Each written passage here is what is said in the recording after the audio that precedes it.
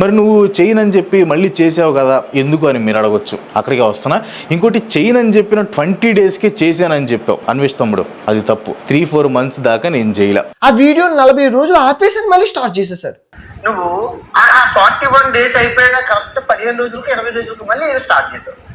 Problem ఏంటంటే bro, ఎవరి దగ్గర సరైన ఇన్ఫర్మేషన్ లేదు. నేను 3-4 months దాకా ఏం చేయలే. నేను ఆపేస్తున్నానని చెప్పిన 20 daysకే స్టార్ట్ చేశాను అన్నావు.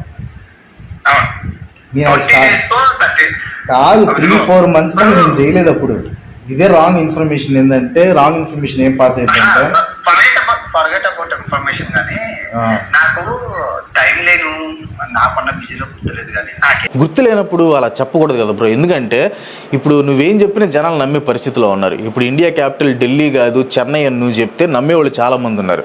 సో తెలియనప్పుడు నువ్వు అట్లా రాంగ్ ఇన్ఫర్మేషన్ చెప్పడం కరెక్ట్ కదా నా ఉద్దేశం. పెండింగ్లో ఉన్నాయన్నమాట. సో నేను వాళ్ళకి ఇంకా చెయ్యను, నేను ఆపేస్తున్నానని గట్టిగా చెప్పేశాను. చాలా ఫోర్స్ చేశారు.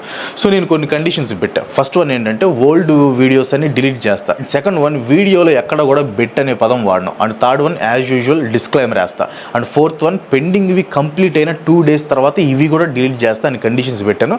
సో వాళ్ళు దానికి ఏదైనా చేసుకోండి సార్, ఇది కంప్లీట్ చేస్తే చాలు మాకు అని అన్నారనమాట. సో దానివల్ల ఆ పెండింగ్ ఉన్న 5-6 వీడియోస్ని నేను చేయాల్సి వచ్చింది. అది కూడా ఒకేసారి పెట్టకుండా గ్యాప్ ఇస్తూ పెట్టా. అది కూడా తక్కువ రీచ్ వచ్చే వీడియోస్లో పెట్టా.